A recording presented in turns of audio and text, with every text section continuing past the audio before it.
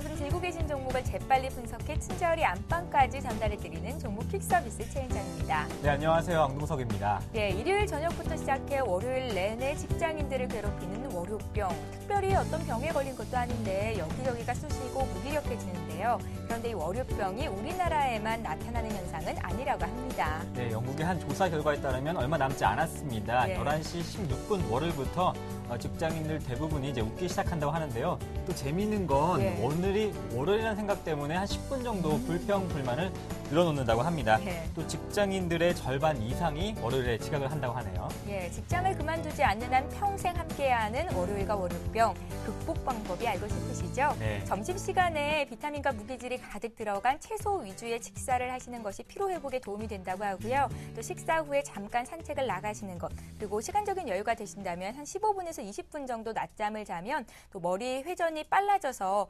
피로가 회복되는데 도움이 된다고 합니다. 네, 낮잠이 참 부러운데요. 예. 하지만 무엇보다 중요한 건 오늘이 월요일이야 이런 생각보다는 이번 한 주 어떻게 재밌게 즐겁게 보낼 수 있을까 예. 이런 건설적인 좋은 계획들 세우는 것이 월요병을 극복할 수 있는 가장 좋은 방법이 아닐까 싶습니다. 네, 기분 좋은 아침 월요일입니다. 종목 퀵 서비스 시작해 보겠습니다. 예, 오늘도 역시 시황부터 간단히 보겠습니다. 네. 오늘 코스피는 하락 출발을 했었는데요. 장중에 기관이 순매수로 돌아서면서 현재는 지난주 금요일 종가 부근에서 소폭 올라온 상태입니다. 1934선에서 거래가 되고 있는데요. 우리 기업들의 3분기 실적이 부진할 것이라는 우려감에 국내외적으로도 경기가 부진할 것이라는 우려가 오늘 증시에 반영이 되고 있습니다. 업종별로도 혼조세를 보이는데요. DI가 속한 의류 정밀 업종만이 4% 급등을 보이고요. 지수가 빠졌다가 다시 올라오기는 했는데 증권 업종이 가장 큰 낙폭을 보여주고 있습니다.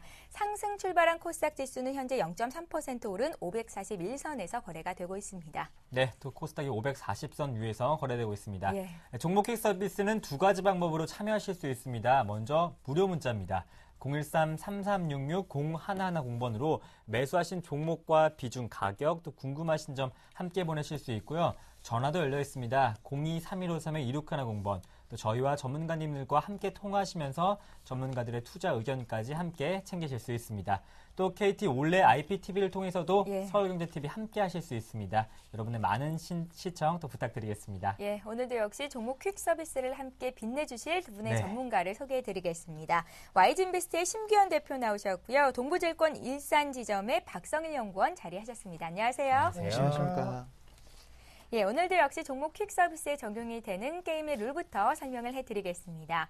예, 보다 많은 종목을 상담해드리기 위해서 종목 상담은 한 종목당 100초의 시간이 주어질 예정입니다. 또 종목 퀵 서비스에서는 별점제가 시행이 되는데요. 상담 받으시고 만족하셨거나 고맙다라고 생각하시는 분들은요. 무료 문자 번호로 전문가 이름 남기시고 별표 보내주시면 저희가 월간 별점 왕을 선발하도록 하겠습니다. 네, 또 별점을 주신 시청자 여러분께도 소정의 상품 드리고 있습니다. 예. 여러분의 많은 신청 부탁드릴게요. 예, 그럼 오늘도 역시 전화를 받아보면서 첫 번째 그럴까요? 상담부터 시작을 해보겠습니다. 네. 지금이 11시 2분을 막 지나가고 있는데요. 어떤 분이 연결해 주실까요? 안녕하세요.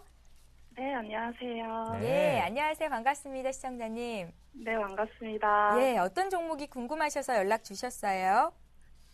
위메이드가 궁금해서요. 예. 이메이드요. 네, 얼마에 몇 % 들고 계세요? 매수가가 66,500원이고요. 예. 비중 20% 실었어요. 66,500원. 오늘 거래되는 가격은 62,000원 선입니다. 최근에 주가가 네. 좀 많이 올랐을 때 매수를 하신 것 같은데요. 네. 네. 예, 가장 궁금하신 점은요? 제가 이거를 단기로 보고 들어갔거든요. 예. 네. 그래서 오래 갖고 있을 자신이 없는데 더 떨어지기 전에 빨리 손절해야 될지가 가장 궁금해서요. 손절이 예. 가장 궁금하신 것 같아요. 가장 궁금하신 점을 정리를 해서 말씀을 해주시니까 상담을 하는데도 도움이 될 것 같은데요. 네. 이 종목은 심기현 대표께 여쭤볼 겁니다. 전화 끊고 잘 들어보십시오. 네, 감사합니다. 네, 예. 고맙습니다. 위메이드에 대한 6인의 자문위원단 의견부터 보고요. 신기현 대표 의견 듣겠습니다. 네. 자, 위메이드 6분께 의견을 물어봤는데요. 6분이 모두 지금 현재 손절할 필요 없다, 보유해도 되겠다라는 의견을 주셨거든요. 긍정적인 답변이신데 신기현 대표는 어떤 의견이실지 듣겠습니다. 네, 우선 위메이드 시장에서 관심도가 상당히 높았던 종목이다라고 먼저 말씀을 드리겠고 예. 캔디팡이라는 그런 게임 관련주다라고 정리해 드릴 수가 있겠습니다. 최근에 흐름만 놓고 봤을 때는 고점 대비 지금 매수가 대비해서도 많이 떨어졌기 때문에 잘 아시겠지만은 고점 대비 어느 정도 조정 양상 보였다라는 거. 하지만 아직까지는 모바일 게임 산업 기대감에 대한 전반적인 주가 상승 탄력도는 남아있을 것으로 판단되고 있습니다. 오늘 장 가장 큰 이슈 중에 하나가 바로 네오이즈 게임즈의 네오이즈 인텔의 흡수 합병에 관련된 그런 부분인데 그만큼 지금 이 게임 업종에 있어서 모바일 게임 산업 육성 가능성은 상당히 높고 현실적으로도 계속 변화되고 있습니다. 따라서 위메이드 관련된 캔디팡을 비롯한 이 게임과 관련된 부분에 있어서의 한 번쯤 이슈가 되었기 때문에 앞으로의 추가적인 성장성과 그리고 시장에서의 두각 가능성은 높다라고 정리해드리면서 지금 당장 손절하실 필요는 없지 않을까라고 정리해드릴 수가 있겠고 현재 2.3%대 상승 흐름 보이면서 62,000원대에서 거래가 되고 있습니다. 앞서 말씀드렸던 대로 네오이즈 게임즈 관련된 부분에 있어서의 여러 가지 언급이 이 모바일 게임 시장에 대한 오늘장 상승 탄력도의 주요 원인이 되고 있는데 그동안 앞서 주가가 조정이 받으면서 약간 과열 양상에 대한 우려가 높았지만은 가격적으로 어느 정도 이제는 좀 해소가 되었고 전체적으로 3분기 실적 개선 기대가 가장 높은 업종과 종목 중에서 이 모바일 게임 업종은 계속적으로 나올 가능성이 있을 것으로 판단되고 있기 때문에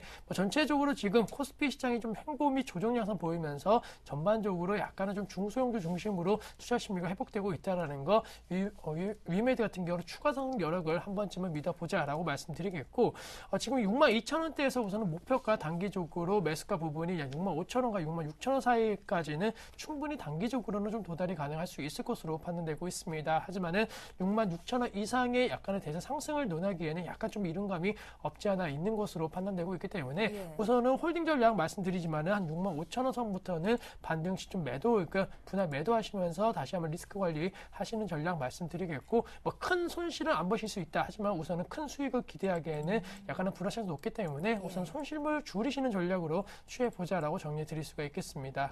단기로 보고 들어간 위메이드 지금 주가가 좀 빠져서 손절을 해야 되는 건지를 여쭤보셨는데요. 66,000원까지 목표가 설정 가능하다고 하셨으니까요. 안심하고 조금만 기다려 보시기 바랍니다. 네, 또 이어서 다음 종목도 소개해 드리겠습니다. SK 하이닉스입니다. 매수가 23,854원에 비중이 20%인데요. 목표가 손절가 함께 물어보시는 거니까 이제 매도하실 의향도 있으신 것 같은데요. 박선 연구원님. 지금 매수하신 가격에서 한 5% 정도 손실이 나 있는 구간인데 SK 하이닉스 같은 경우는 참 개인분들이 많이 보유를 하셔서 손실을 많이 보는데 실제로 SK 하이닉스를 보유해서 손실을 보는 게 그렇게 쉽지는 않습니다. 들고만 있으면은 매수했던 가격대를 근 3년 이내는 전부 다 회복을 했기 때문에 SK 하이닉스 같은 경우는 지금 상황에서도 분명히 손실을 보지 않고 나올 수 있고, 개인적인 판단이지만 4분기 그리고 내년 1분기까지는 분명히 수익을 보고 나올 수 있는 기회를 줄 수가 있습니다. 근거를 조금 들어보자고 한다면 지금 SK 하이닉스가 이번 연도 들어와서 계속해서 수익성이 많이 좋지가 못합니다. 1분기 한 2,600억 정도 적자였고요. 그리고 2분기 잠깐 회복을 했다가 이제 3분기 한 800억 정도 적자, 연간으로 봤을 때 한 3,000억 정도 적자를 내고 있는 상황인데, 지금 12개월 예상치를 보면 1,500억 정도, 1,400 몇십억 정도 적자니까 4분기에 한 1,500억 정도 흑자로 돌아설 가능성이 굉장히 높습니다. 지금 D램 가격 같은 경우는 물론 DDR3 2GB를 중심으로 봤을 때는 계속해서 하락 추세를 이어가고 있지만 하락 추세가 많이 둔화가 됐습니다. 아무래도 원가라는 게 있기 때문에 0.8달러 밑으로 내려가기는 상당히 어렵고, 그 밑으로 내려갔을 때는 원가에서 상당히 뒤처져 있는 대만 그리고 일본 업체들이 감산을 통해서 수요와 공급이 조금 조절될 수 있기 때문에 하이닉스의 D램 가격은 올라올 수 있습니다. 그리고 최근에 이제 모바일과 아이패드를 중심으로 해서 DDR3 가격, 낸드 플래시 가격이 지금 상승을 조금 하고 있기 때문에 중장기적으로 봤을 때는 분명히 하이닉스는 4분기 그리고 1분기에는 흑자 전환을 하면서 지금 현재 역배열 상황에서 정배열 상향으로 돌아설 수 있다라고 보시면 좋을 것 같고, 지금 121선 그리고 61선 이평선들이 모두 밀집해 있는 23,000원 구간대를 뚫고 올라간다고만 하면 직전 고점이었던 25,000까지 한번 기대해 볼 수 있다고 단기적으로 한번 말씀드리겠습니다. 네, 또 4분기 내년 1분기까지는 또 25,000원까지 회복할 수 있다고 전망을 하시니까요. 또 보유하시면 또 좋은 수익 나실 것 같습니다. SK 하이닉스 봤고요. 이번에 OCI 볼 텐데요. OCI는 6거래일째 주가가 하락하면서 최저가를 다시 한번 갱신하고 있는 움직임이 나타납니다. 이 종목을 지금 자리에서 매수가 가능한지를 여쭤보신 분이 계신데요. OCI 지금 매수가 가능한지, 주가는 더 떨어지지 않을지 걱정이 좀 되거든요. 우선 결론적으로는 가격이 무조건 싸다라고 생각하기에는 상당히 리스크가 있다라고 먼저 말씀드릴 수가 있겠습니다. OCI 사실 20만 원대에 대한 어느 정도 지지 라인을 확보할 수 있지 않을까라는 기대감도 가졌지만은 전체적으로 지금 주가가 말해주듯이 업황 부진에 따른 우려감 나타나고 있고, 전체적으로 실적 악화 우려감 및 여러 가지 좀 악재 리스크가 공존 공존하고 있다라고 좀 정리해 드릴 수가 있겠습니다. 비단 주식시장뿐만이 아니고 현재 회사채 관련된 이 채권 시장에 있어서도 OCI 계속적으로 투자자들의 냉내를 받고 있는 것이 사실이기 때문에 그만큼 지금 OCI에 대한 기대감을 갖기에는 리스크가 있다라는 점 염두를 하자라고 정리해 드릴 수가 있겠고, 태양광 산업 같은 경우에는 계속적으로 여러 가지 좀 악재 리스크만 나오고 있습니다. 다른 태양광 관련 업체들도 좋은 소식이 아닌 나쁜 소식만 좀 들려오고 있는 것이 사실이기 때문에 태양광 산업에 대한 부진 우려가 OCI가 그대로 직격탄 받을 수 있다. 따라서 현재는 10만 원 라인에서 움직이고 있는데 지금 가격대보다 더 떨어질 수 있다라는 거, 52주 신저가 가능성 계속적으로 나타날 수 있다라는 점을 염두를 하자라고 말씀드리면서 52주 신저가를 공략할 것보다는 차라리 52주 신고가 관련된 종목 쪽으로 관심 가지시는 전략, 주가가 그 기업의 펀더멘탈을 가장 잘 나타내는 지표라는 점을 한 번쯤은 생각해 보자라고 정리 드릴 수가 있겠습니다. 예, 명확합니다. OCI 지금 매수 시점 아니라는 말씀이셨습니다. 네, 다음 종목은 로만손입니다. 매수가 12,900원에 오늘 매수하셨다고 합니다. 네. 비중이 20%인데요. 손절가 함께 문의하시는데 오늘 13%, 14% 급등이 나오고 있는데요. 예, 오늘 매수하셨으면 그냥 오늘 파시면 좋지 않을까 싶습니다. 네. 사실 로만손 상당히 고평가되어 있는 건 사실입니다. 물론 성장성이 있습니다. 내수 시장에서 꾸준히 아무래도 점유율을 확대를 하고 있기 때문에 손목시계, 핸드백, 그리고 주얼리 시장 모두 다 점유율이 상승하고 있고, 최근에 원화가 강세를 조금 보이면서 이러한 현상들, 원화 강세, 내수 수혜주의 테마 흐름에 동참을 해서 로만손 지금 시세가 나고 있는 상황인데, 로만손 지금 주가를 보면 많이 올랐습니다. 물론 지금 현재 내년 그리고 올해 한 127억 정도 단기순이익이 날 거라고 보고 있는데, 지금 시가총액이 한 1,900억 정도가 되니까 PE 한 15, 16, 17 요 사이로 왔다 갔다 할 것 같은데, 뭐 비싸지도 싸지도 않은 구간이라고 볼 수 있는데, 여기서 시세가 한 번 더 나기는 조금 어려운 게 그동안 너무 많이 올랐습니다. 로만손 같은 경우에는 5,000원부터 올라서 지금까지 왔는데, 지금 로만손을 제가 한번 차트를 보여드리면 5,000원 정도부터 시작해서 지금 로만손이 거의 15,000원 가까이 와 있죠. 그렇기 때문에 시세가 여기서 더 날려면 아무래도 실적이 조금 따라와 줘야 되는데, 주가의 성장성, 주가의 상승 속도를 실적이 따라갈 때까지는 분기별로 봤을 때는 한 2분기 정도 기다려줘야 되는 게 아닌가 싶습니다. 주가가 무한정 올라갈 수는 없죠. 그렇기 때문에 주가가 올라가는 속도를 어느 정도는 대부분 다 실적이 올라올 때까지 좀 기다려줘야 되는데, 인터넷 게임주도 그렇고 이런 것들이 대부분 다 지금 현재 고평가 상황에 들어가 있습니다. 그렇기 때문에 로만손은 지금 상황에서 그냥 가볍게 매도를 하시고 다시 한번 기회를 보는 게 좋겠다라고 말씀을 드리겠고, 지금 11,000원짜리에서 지지를 받으면서 올라왔기 때문에 중기적으로 보유를 하고 싶다고 판단을 하실 경우는 11,000원 정도는 손절 라인으로 두시고, 목표 주가는 잡기가 상당히 어렵죠. PR 20배 정도 잡았을 때는 15,000원 정도 선이 될 텐데 PR 20배 넘어가긴 좀 어렵습니다. 아무래도 내수주기 때문에. 그렇기 때문에 15,000원부터 11,000원 사이에서 한번 트레이딩 해보시는 게 좋겠다라고 말씀드리겠습니다. 네, 또 박성훈 연구원님께서는 확실히 말씀해 주셔서 좋은데요. 로만손 오늘 수익 실현해보자 이렇게 말씀을 하시네요. 예, 주당 600원 정도 지금 그래도 수익권에 계시니까요. 오늘 정리하고 나오시면 어떨까라는 생각이 듭니다. 다음 종목도 볼게요. 이번에 봐드릴 종목은 현대하이스코입니다. 현대하이스코를 52,200원에 비중 10%로 들어가셨는데요. 지금 추가 매수가 가능한지를 여쭤보셨습니다.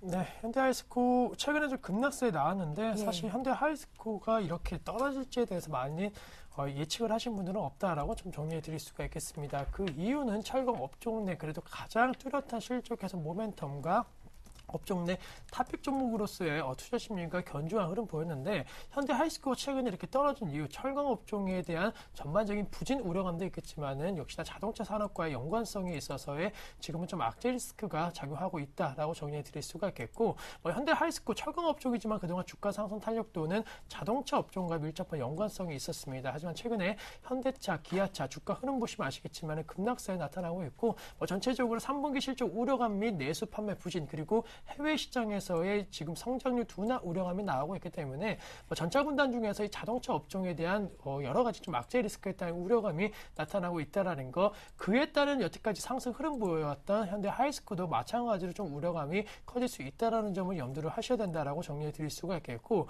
전체적으로 지금 43,700원대까지 떨어지는 것이 사실입니다. 따라서 지금 비중을 늘리시는 전략은 약간 리스크가 있을 것으로 판단되고 있고, 10% 비중이지만 오늘은 좀 분할 매도 하셔갖고 자동차 업황이 전반적으로 회복될 때까지 좀 기다리시는 전략 말씀드리면서, 10% 비중이지만 그대로 홀딩하시는 것보다는 차라리 약간 정리하셔갖고 현금화 하시는 전략도 필요하지 않을까라고 정리해 드릴 수가 있겠습니다. 예, 현대하이스코는 오히려 비중 확대가 아니라 축소 의견이 나왔습니다. 오늘 기아차 같은 경우에도 2%나 급락이 나오는데요. 자동차 업황 회복될 때까지는 좀 지켜보는 게 좋겠습니다. 네, 코스피 지수가 다시 또 하락 반전했습니다. 1930선인데요. 다음 문자는 669 하나번님께서 보내주셨습니다. 단알인데요. 매수가 13,500원에 비중이 40%신데 보유하신 지가 1년 되셨다고 하십니다. 전망이 궁금하다 하시는데요. 단알 주가는 날아가고 있습니다. 전망은 좋습니다. 예. 전망 좋죠. 전자결제 수혜주 같은 경우는 지금 사실은 고평가 논란이 있음에도 불구하고 그냥 간단하게 생각을 해봤을 때 뭐 신용카드를 비롯한 다른 매체를 갖고 하는 것보다 휴대폰 하나에서 모든 게 해결되는 게 너무나 간편하고 쉽죠. 근데 본인 인증이라는 것 자체가 약간 문제가 되겠지만 최근에는 이제 지문 인식 서비스를 통해서 본인 인식도 본인에 대한 그 증명도 할 수 있게 함으로써 제가 볼 때 단알의 주가는 향후에도 좋을 가능성이 굉장히 높습니다. 문제가 되는 건 뭐냐면 휴대폰을 갖고 너무나 소액 결제만을 하다 보니까 이거에 대한 수수료 수입이 그렇게 크지가 않죠. 그래서 실적 자체가 따라오는데 시간은 조금 걸리겠지만 중장기적으로 봤을 때 지금 KG 모빌리언스 그리고 단알이 휴대폰 결제 시장을 양분하고 있는데 두 종목 모두 고평가 논란임에도 불구하고 향후에 주가 조정 이후에 여기서 더 갈 수 있을 만한 기반은 있다라고 말씀을 드리겠고 그걸 알고 있기 때문에 기관도 조금 뒤늦게지만 합류를 조금 해서 기관 거래량 보시면 1개월 동안 지금 한 30만 주 가까이 매수를 했고요. 3개월 단위로 봤을 때도 거의 보유 비중을 줄이지 않고 가져가고 있는 모습 보여주고 있습니다. 주가가 올라가고 있는데도 보유 비중을 줄이지 않는다고 하는 건 아직까지도 더 갈 수 있다라고 기관도 생각을 한다라고 판단을 하시면 좋을 것 같고요.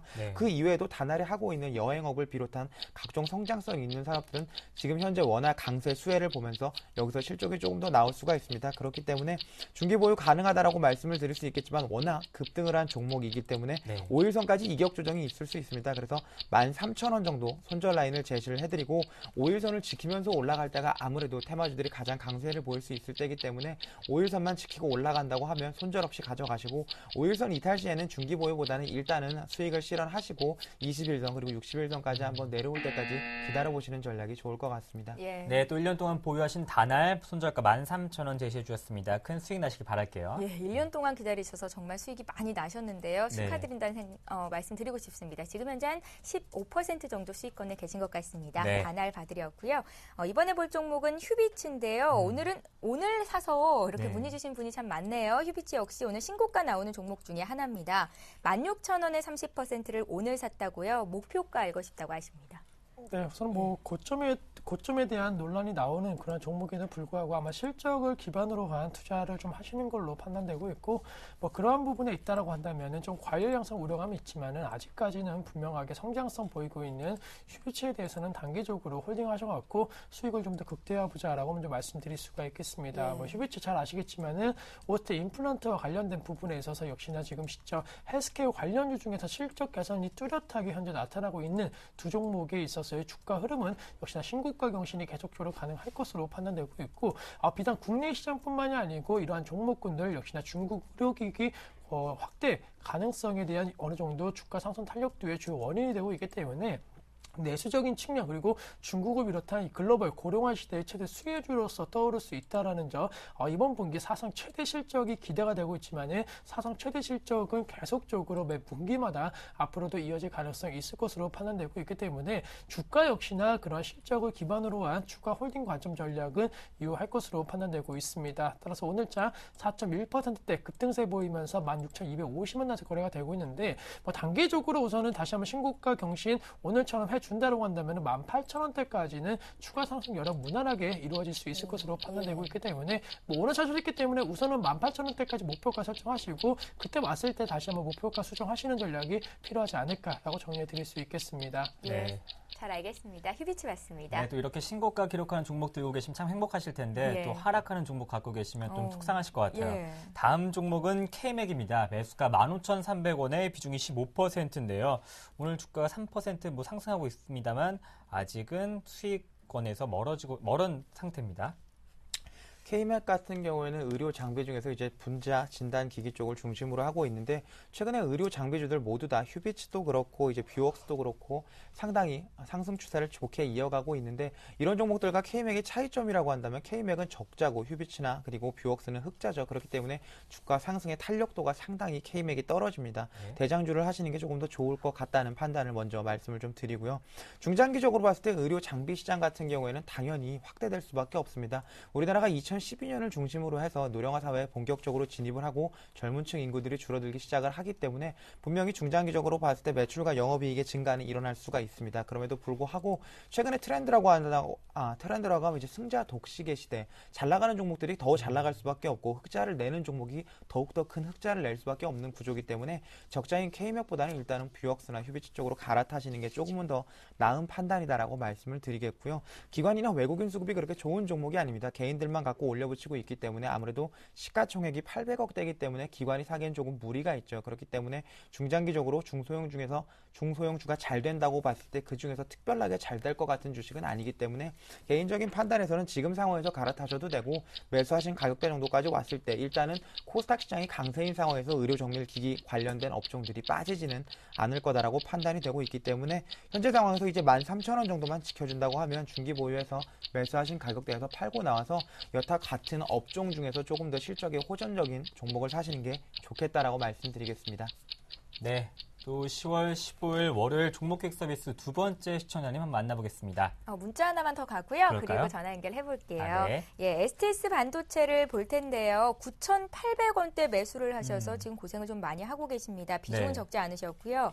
STS 반도체 9,870원에 들고 계신데 더 가져가도 될지 여쭤보셨습니다. 고생이 참 많으신데요. 예. 네, 우선은 좀 비중 축소에 대한 먼저 결론을 지어드리는데 그 이유 뭐 여러 가지 반도체 관련된 부분, 특히나 IT 부품 관련된 부분의 주가들이 썩 좋은 모습은 아닙니다. 예. 몇몇 이제 실적 개선 모멘텀이 있는 뭐 멜파스라든가 이러한 종목군들이 최근에 좀 시장 대비 흐름에 있어서는 좀 강세 흐름 보이지만은 전반적으로 IT 부품 관련된 부분에 있어서는 아직까지는 크게 시세를 분출하지 못하고 있다. 특히나 STS 반도체 관련된 부분에 있어서는 역시나 주가 흐름 하반기 들어서 계속적으로 좀 지지부진한 흐름 보이고 있기 때문에 그만큼 시장의 관심도가 많이 떨어져 있다는 것을 주가가 좀 대변해주고 있다는 점 말씀을 드리겠고 예. 전반적으로 지금 뭐 삼성전자와 관련된 여러 가지 뭐 설비 투자라든가 이런 얘기가 나오고 있지만은 주가는 크게 반영이 되고 있지 않습니다. 그만큼 IT 부품 경쟁 심한 우려가 나오고 있다는 측면에 있어서는 중소형주 강세 흐름 속에서 IT 부품 쪽에서 약간은 제외될 수 있다는 점 말씀드리면서 우선 비중 줄이시고 현재 시장에서 부각받고 있는 약간은 좀 다른 업종과 테마 쪽으로 관심 가지시는 것이 단기적으로 맞지 않을까라고 정리해드리면서 주가가 지지부진한 흐름에는 분명히 이유가 있다는 것을 좀 생각하신다라고 한다면 비중 줄이시면서 리스크 관리 지금이라도 좀 하셔야 된다라고 결론 지어드릴 수가 있겠습니다. 예, 비중을 줄이라고 하셨는데 뭐 절반 가까이 줄이라는 말씀이신가요?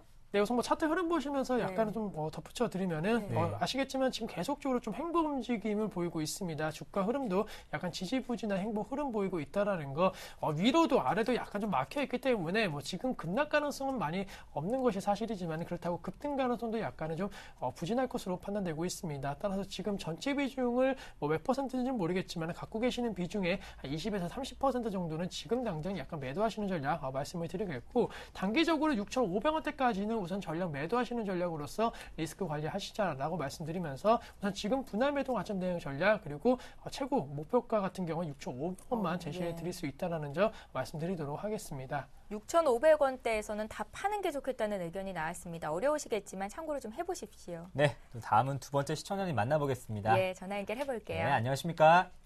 네, 안녕하세요. 네, 시청자님 어떤 종목 들고 계세요?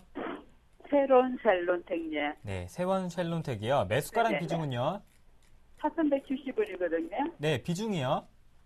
20%예요. 20%요. 네네. 세원셀론텍을 4,170원에 사셨어요. 네. 예. 얼마나 되셨어요, 사신 지가? 그거 한 6, 7개월 됐는데요. 아, 한 예. 반년 정도 들고 계신 것 같아요. 이 종목을 그건- 사셨던 이유가 있으셨을까요? 전문가님이 추천해갖고 샀는데 네. 이게 처음에는 5,000원이 넘었고 두 분 평균 단가가 그렇거든요. 네. 평균 단가가. 네. 아, 예. 예. 세원셀론텍은 사실 시장에서 그렇게 주목받고 있는 종목은 아니기는 한데요. 네. 예. 예. 어떤 점이 좀 궁금하실까요? 이거 뭐 4,000원까지 네. 올라올까 싶어갖고 그게 궁금하거든요. 네, 4,000원까지 올라오면 좀 이렇게 손절하실 예, 예. 생각도 있으신 거세요? 아, 예. 네네. 네, 알겠습니다. 먼저 그 전에 육균의 자문위원단 의견부터 살펴볼게요. 예. 네. 비중 축소 의견 3분 주셨고요. 매도 의견 2분 주셨고 또 한 분께서는 3,000원 손절 라인 주셨습니다. 박선 연구원님께서 주셨는데요. 보유에 대한 부정적인 의견이 다수입니다. 박선 연구원님, 이 종목 어떻게 대응해 볼까요? 예, 상당히 애매한 종목이 아닌가 싶습니다. 사실 세원셀런텍이 잘 되려고 한다면 전방 산업인 기계 플랜트 쪽이 좀 호조를 보여야 됩니다.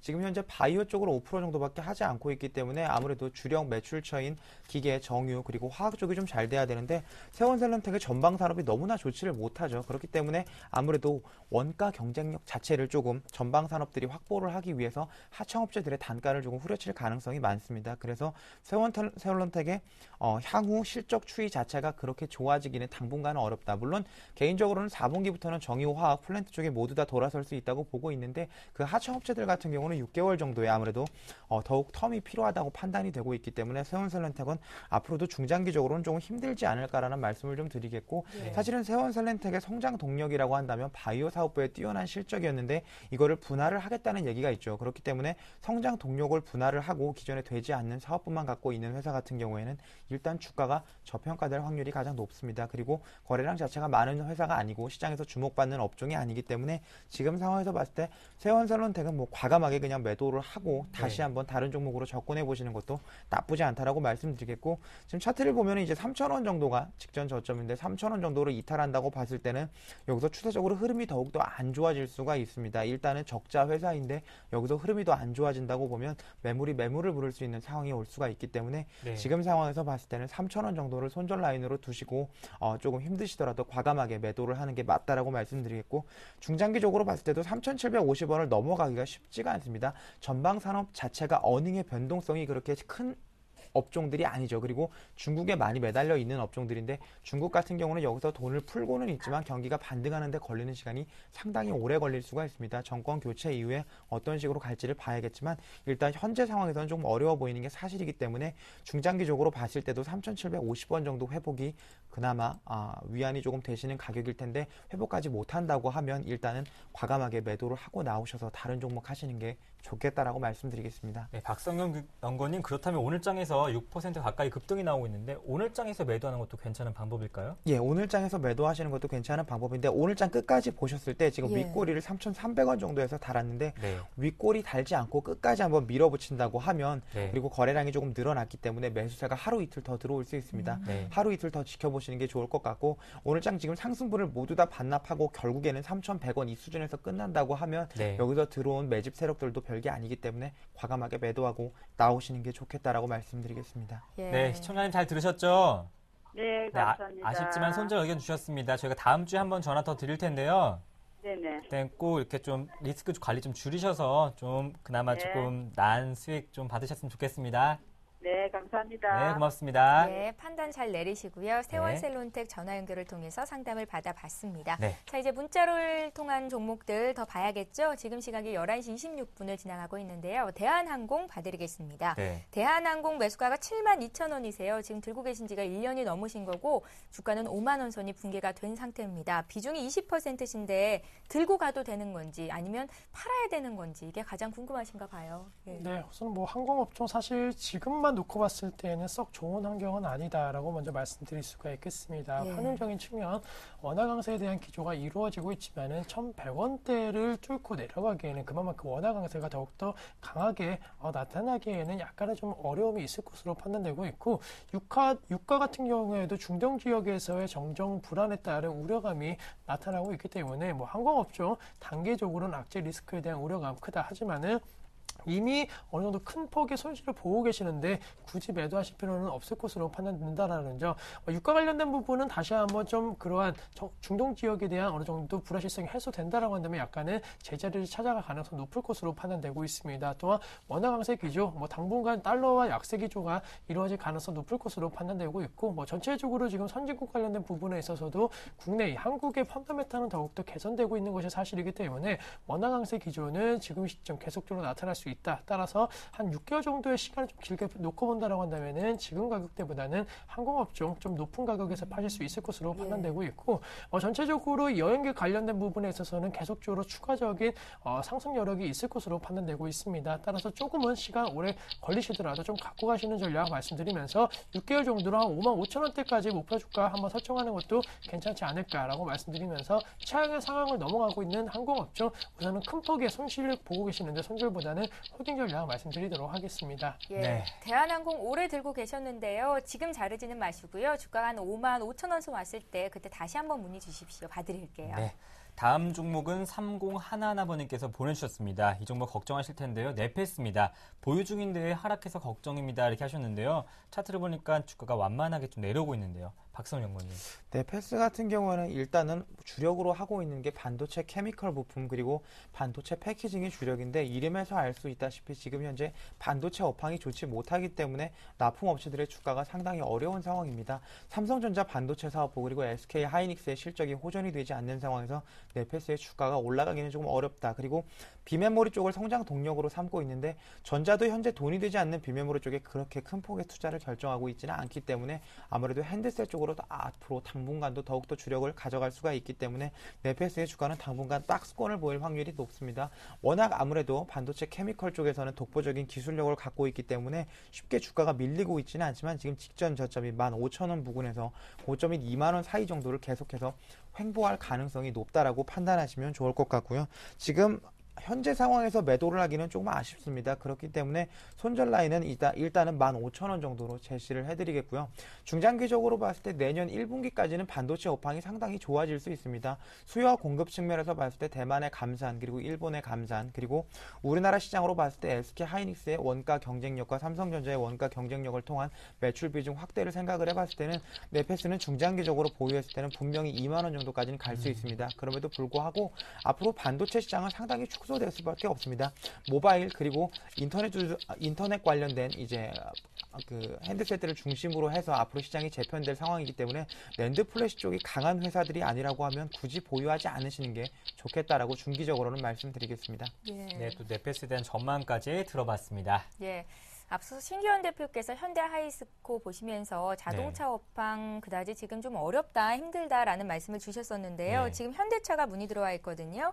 24만 1,000원에 사셨습니다. 9%를 들고 계시고요. 네. 지금 현재 매수가에서 한 7% 정도 하락을 하고 있는데 오늘 손절을 해야 되는 건지 도와달라고 문의를 하셨어요. 네, 예. 우선 현대차 상당히 좋은 종목임에도 불구하고 최근에 급락세 나오는 것은 분명히 이유가 있다라고 정리해 드릴 수가 있겠습니다. 그 이유 수급적으로 전차 군단을 중심으로 한 외국인들의 수급 악화 우려감 나오고 있는 것도 사실이지만은 지금 놓고 봤을 때 상반기 같은 성장성이 하반기에는 현대 기아차에 있어서는 약간 불확실성이 높다라는 분석들이 나오고 있는 것이 사실입니다. 사실 그동안 내수 시장만 봤을 때는 현대 기아차 그렇게 큰 선전을 하지 못했는데 유럽이라든가 미국 그리고 중국 쪽에서의 여러 가지 좀 성장성 부분이 부각이 되면서 주가도 약간 급등 양상 보였다. 하지만은 하반기 들어서 그러한 기대감이 크지 않다라는 것도 역시나 주가적인 측면에 있어서는 지금 시점 나타나고 있기 때문에 전반적으로 하반기에 대한 불확실성이 높은 것이 사실이다. 또한 생각만큼 현대차는 아니더라도 기아차 신차 효과 K9이라든가 이러한 신차 효과가 크진 않습니다. 그만큼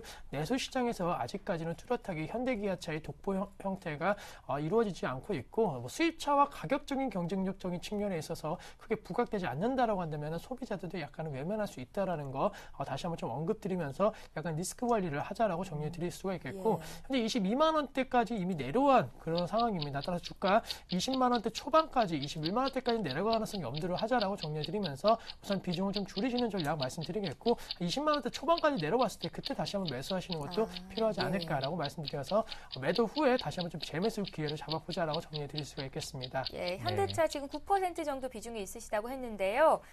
지금 자리에서 비중을 좀 줄이셨다가 주가가 20만 원 선 왔을 때 그때 추가 매수해서 매수 단가를 좀 낮춰보는 게 좋겠다는 의견을 주셨습니다. 네, 지금 방금 박성훈 연구원님 앞으로 단안을 상담해 주셨던 분이 이제 감사하다고 행복하시라고 문자가 왔는데요. 참 기분 좋은 문자입니다. 네, 다음 문자는 DNF입니다. 매수가 12,400원의 비중이 15%인데요. 전망이 궁금하다 하시네요. 예, DNF의 전망은 사실 좋다라고 말씀을 드려야 될 텐데 네. 주가가 워낙 많이 올라와 있기 때문에 실적 대비해서는 고평가 상황인 게 맞다라고 말씀드리겠고 기본적 분석 전에 일단 기술적 분석을 말씀을 드리면 일단은 흑산병이 나왔기 때문에 그리고 거래가 지금 현재 상황에서는 크게 늘어나지 못하고 고점 부근에 있기 때문에 여기서는 좀 조심하시는 게 좋은 상황인 건 맞다라고 말씀드리겠습니다. 사실은 DNF가 반도체 장비주임에도 불구하고 주가가 잘 가는 이유는 넷패스와는 달리 모바일 쪽 그리고 앞으로 향후 성장성이 있는 분야에 상당히 집중을 하고 있습니다. 갤럭시 탭이나 아이패드 그리고 모바일에 들어가는 D램의 핵심 제품을 주력 제품으로 삼으면서 SK 하이닉스와 삼성전자 사업부들의 모두 다 실적이 좋지 못함에도 불구하고 DNF의 실적은 크게 꺾이지 않고 향후 성장성 있는 추세를 조금 보여주고 있고요. 중장기적으로 봤을 때 한 매출, 영업이익 한 100억 정도의 시가총액 1000억 정도만 보시면 PR 10배 정도가 적당한데 지금 상황에서 봤을 때는 이제 영업이익이 한 40억 정도의 시가총액 한 1000억 정도이기 때문에 약간 고평가다라고 보시는 게 좋을 것 같고 그렇기 때문에 장대 양봉 자리 정도, 그러니까 11,000원 정도를 일단은 손절 라인으로 설정을 해두시고 사실 주가기 때문에 PR이나 PBR 측면에서 분석을 하기보다는 투자 심리가 아직까지 호전적이라고 한다고 하면 주가는 더 갈 수 있습니다. 그렇기 때문에 보유하셔서 중기적으로 더 가져가고 싶다고 하면 11,000원 정도 손절 라인으로 두시고 신고가 갱신하는 걸 한번 보시는 게 좋을 것 같고 그렇지 않고 수익에 만족하신다고 하면 지금 자리에서 그냥 과감하게 팔고 나오시고 조정을 한번 기다려 보시는 것도 나쁘지 않은 전략이다라고 말씀드리겠습니다. 네, 또 DNF 수익 실현하실 수 있다고 하시니까요. 또 잘 참고하시길 바랄게요. 예, 오늘 종목 참 많이 보고 있는데요. 네. 0866님께서 삼영화학 문의하셨습니다. 비중 100%에 4,100원에 사셨습니다. 네. 앞으로의 진단 어떻게 보시는지 궁금하시다고요. 네, 우선 뭐 삼영화학 관련된 부분에 있어서 연기금이 7.2%대 지분을 갖고 있다라는 이슈가 한 번쯤은 나왔던 그러한 종목입니다. 그만큼 뭐 향후 성장성에 대한 안정성 부분이 연금이 샀기 때문에 좋지 않을까라고 생각하실 수는 있겠지만은 네. 반대로 생각하면 연기금이 그만큼 갖고 있다라는 거 주가 유동 물량에 대한 우려감이 나올 수 있다라고 말씀드릴 수가 있겠고 네. 개인 최대 주주가 14% 갖고 있습니다. 보통 이 코스닥 관련된 부분 그리고 중소형주 관련된 부분에 있어서는 최대 주주 30% 이하에 있는 종목 같은 경우에는 적극적인 경영 형태가 가능하지 못할 수 있을 것으로 판단되고 있기 때문에 제 개인적으로는 비중 줄이시는 전략 말씀을 드리겠고 네. 목표가 설정 현재 3,500원대 몇 달 동안 계속적으로 지지 라인을 보였던 가격대인 만큼 우선은 이 가격대에 지지가 돼준다라고 한다면 약 3,900원대까지는 단기 반등 가능성이 있을 것으로 판단되고 있기 때문에 지금 매도하시는 것보다는 단기적으로 반등 시 매도 의견 드리겠다라고 정리해드리면서 우선 전반적으로 시장에 큰 이슈가 되고 있는 종목은 아니다라는 점에 착안을 하자라고 정리해 드릴 수가 있겠습니다. 예, 삼영화학의 비중 100%라고 하셨는데요. 매수가까지 욕심은 좀 덜 부리더라도 4,000원 선 왔을 때 정리하는 게 좋겠습니다. 신기현 대표님 의견 들어봤습니다. 네. 자, 이렇게 해서 오늘 들어온 종목들 봤고요. 이번 시간에는 지난주에 상담 받았던 종목 시청자 만족도 알아보는 시간 갖겠습니다. 일주 후에 시작합니다.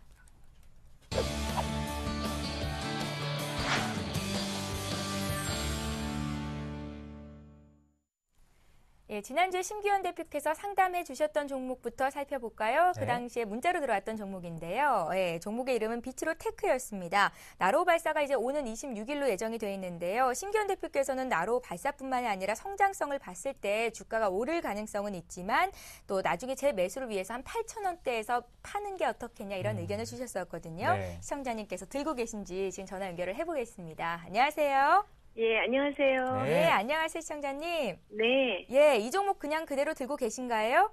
네. 예, 8,000원대까지 올 수 있다는 말씀을 하셨었어요. 예. 일주일간 주가는 크게 움직이지는 않았는데요. 네. 신기현 대표님 의견에 변함이 없는 건지 얘기 좀 나눠보세요. 예. 네, 안녕하십니까. 네, 안녕하세요. 네, 우선 일주일 동안 어느 정도 좀 횡보 움직임 보였지만은 등락은 상당히 좀 가파랐다라고 좀 말씀드리겠습니다. 급등과 네. 급락이 좀 나오면서 약간은 좀 불안감 가지실 수 있는데 예. 결론적으로는 뭐 지금 아직까지는 나로우 관련된 부분에 있어서의 기대가 좀 작용할 수 있는 시점인 만큼 단계적으로 우선 좀 홀딩하시는 전략 말씀을 드리겠고 26일부터 이 나로우 관련된 예정 여러 가지 좀 이슈가 나올 가능성이 높을 것으로 판단되고 있기 때문에 적어도 10월 한 20일 초반까지는 관련된 이슈로 한 번쯤은 급등할 수 있다라는 점 말씀드리면서 우선은 역시나 8,000원대까지는 아니더라도 우선 한 7,800원대까지는 주가는 상승 탄력도는 이어질 가능성이 있다라는 점 염두를 하자라고 말씀드리면서 지금 떨어질 수는 있겠지만 하방 경직성 어느 정도 확보된 상황이다라고 말씀드릴 수가 있기 때문에 큰 걱정 없이 우선은 홀딩 하셔갖고 손실 줄이시는 전략으로 계속적으로 한번 해보자라고 정리해 드릴 수가 있겠습니다. 예, 시청자님. 예. 일단 7,800원대 주가가 왔을 때요. 그때 네. 궁금하시면 다시 한번 문의 주십시오. 네네. 네, 잘 고맙습니다. 기다리세요. 고맙습니다. 네. 네. 다음은 박성훈 연구원님께서 해주셨던 에이스 종목 살펴볼까요? 네. 네, OCI였습니다. 매수가 21만 원에 비중이 100%였는데요. 박성훈 연구원님 의견은 장기적으로 보유하지만 단기적으로는 매도하는 게 낫다. 이제 6개월 이상 보유하실 자신이 없으시면 매도하시는 게 좋습니다. 이렇게 말씀을 하셨는데요. 예, 단서가 들고 갈 자신이 있으면 이거였거든요. 네, 한번 예. 만나보겠습니다. 시청자님 안녕하세요. 안녕하세요. 네. 안녕하세요, 시청자님. 예, 연결이 잘 되고 있지 않은 것 네. 같은데요. 그래도 TV를 보고 계실 것 네, 같거든요. 한번 박성희 이 종목 연구원님, 예, 여쭤볼게요. 의견 좀 여쭤볼게요. 예, OCI 참 들고 가기 어려운 종목입니다. 지금 이제 주가가 네. 본격적으로 하락을 하기 시작했는데 증권사들은 이제 빠질 만큼 빠졌다라고 예. 얘기를 하는데 본인들 생각이겠죠. 제 생각에는 OCI 매물로 나올 때까지 나오고 나서 OCI가 반등을 할 거기 때문에 네. 더 빠질 수 있습니다. 아직도 들고 가실 자신이 있다고 하면 네. 버티시면 분명히 올라온다라고 제가 말씀을 드릴 수 있을 것 같은데 그 과정이 상당히 힘들지 않을까 싶습니다. 지금 미국에서 이제 태양광 모듈이랑 셀 관련해서 세금을 조금 매기겠다는 얘기가 나오고 있고 전방산업 그리고 중국의 수요가 조금 많이 있어줘야 되는데 중국도 조금 힘들다 보니까 폴리실리콘이 지금 $20가 깨졌습니다. 지금 3분기 실적 악화뿐만 아니라 4분기도 더 어려워질 텐데 OCI 전 세계 이제 3위, 4위 정도 하는 OCI 폴리실리콘이 폴리실리콘 사업부가 적자로 돌아선다고 하면 이제 대부분의 업체들이 다 죽어나가기 시작을 할 겁니다. 공장을 줄이고 사람을 줄이고 감축을 할 텐데 이런 감축을 통해서 이제 치킨 게임의 승자가 나중에 OCI가 된다고 하면 분명히 지금 주가의 하락폭 모두 만회를 할 수 있을 텐데 그 과정에서 이제 단서는 OCI가 죽으면 안 됩니다. OCI는 살아 있어야 되고 다른 업체들과의 경쟁에서 반드시 좀 이겨줘야 되는데 현재 상황에서는 이길 수 있겠죠. 보통 1등부터 5등까지는 이 업체들 대부분 다 살아남기 때문에 지금 상황에서 봤을 때 내년 하반기 올해 하반기가 지나고 내년 상반기부터는 조금 좋은 모습 보여줄 수 있지만 네. 지금 상황에서 봤을 때는 매물을 부르고 있는 상황이기 때문에 여기서 저점을 판단하기는 상당히 어렵습니다. 그리고 주력 제품 사업부가 일단은 적자로 돌아섰기 때문에 4분기도 기대하기는 조금 어렵다. 그렇기 때문에 개인적으로 손절 라인도 제시해드리기 어렵고 목표 주가도 상당히 제시해드리기 어렵지만 네. 지금 상황에서 버티시면 내년 상반기 정도에는 분명히 매수하신 가격대 한번 보실 수 있을 것 같고 못 버티신다고 하면 지금이라도 늦지 않았습니다. 과감하게 나오시는 게 본인의 건강을 위해서도 좋을 수 있습니다. 앞서서 OCI 저희가 상담을 했었잖아요. 네. 매수가 가능한지를 여쭤보신 분이 계셨었는데 신기현 대표는 아니라고 했었는데 박성희 연구원님 의견은 어떻습니까? 저는 사실 OCI 지금 현재 관심이 굉장히 많습니다. 네. 들고서 2배, 3배, 4배, 5배까지도 날 수 있는 대형주가 현재 시장에서 거의 없는데 예. OCI는 몇 년 버틴다고 하면 충분히 가능하다라고 생각은 하고 있는데 괜히 떨어지는 칼날을 미리 받을 필요는 없다라고 판단을 하고 있기 때문에 지금 신용 잔고추를 한번 보시고 나올 때까지 다 나오고 기관도 손 들 때까지 한번 기다려 보십시오. 그 다음에 들어가시는 게 맞고 저는 개인적으로 10만 원부터 생각하고 있습니다. 10만 원. 물론 10만 원이라고 너무 싸죠. PBR 측면에서 봤을 때 OCI의 공장을 생각해 보면 너무나 싼데 주가라는 게 상당히 오버 하락할 때는 아주 극심한 경우를 보여줄 수 있기 때문에 기회가 될 수 있기 때문에 관심을 있게 보실 때 미리 들어가셔서 괜히 고생하시지 않으셨으면 좋겠습니다. 박성현 군님, 가장 궁금한 건 이분께서 이제 비중이 100%시니까 내년 상반기까지는 21만 원 원금 꼭 회복할 수 있을까요? 제가 뭐 100% 확실 드릴 수는 없지만 일단은 2분기, 3분기 정도 OCI가 적자인 상황에서 간다고 하면 OCI 밑에 있는 업체들은 대부분 살아남기 힘듭니다. 지금 SK 하이닉스랑 삼성전자가 누리고 있는 프리미엄들 대부분 다 뭐 엘피다를 비롯한 대만의 일본 업체들이 망했기 때문이죠. 망할 때까지 누가 버티냐가 상당히 중요한데 캐파 그리고 원가 경쟁력이 있는 OCI가 남들보다 오래 버틸 수 있는 건 사실입니다. 근데 태양광 시장이 아예 안 돼 버린다고 하면 그때부터 문제가 발생을 하겠죠. 1, 2, 3, 4, 5등이 다 죽을 수밖에 없는 상황이 된다고 하면 그때는 어쩔 수 없는데 태양광 자체의 성장력 자체가 훼손되지만 않는다고 하면 일단은 들고 가볼 만하다라는 의견에는 변함이 없다라고 말씀드리겠습니다. 네, 또 OCI 지난주가 변함없이 보유해보자 이렇게 말씀해 주셨습니다. 예, 이렇게 해서 오늘 종목 퀵 서비스 오늘 순서 여기까지 하겠고요. 네. 지금까지 YG인베스트의 심기현 대표, 동부증권 일산지점의 박성일 연구원 이렇게 두 분과 함께 했습니다. 고맙습니다. 감사합니다. 예, 이어서 이 시각 주요 뉴스를 전해드립니다.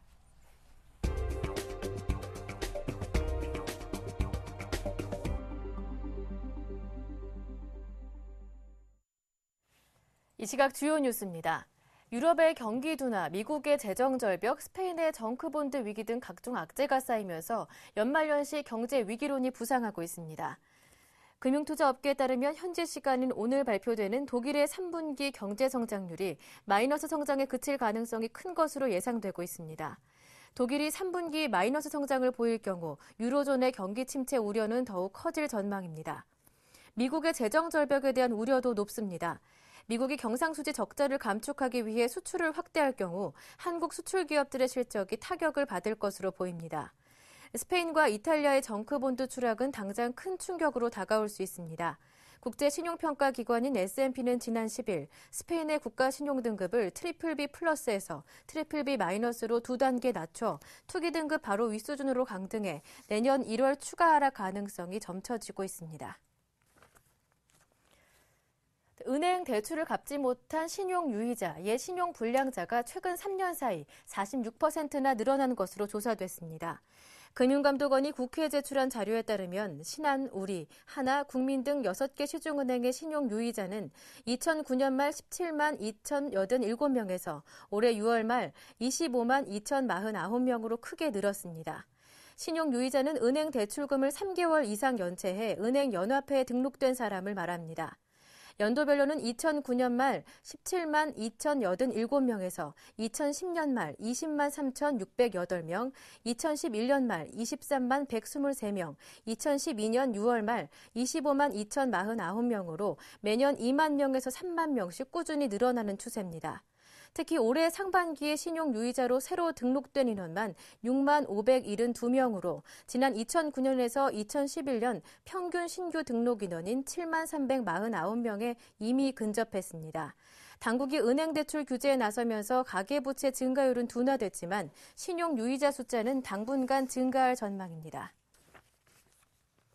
금융공공기관과 특수은행의 최고 경영자 중 순수 내부 출신은 고작 3%에 불과한 것으로 나타났습니다.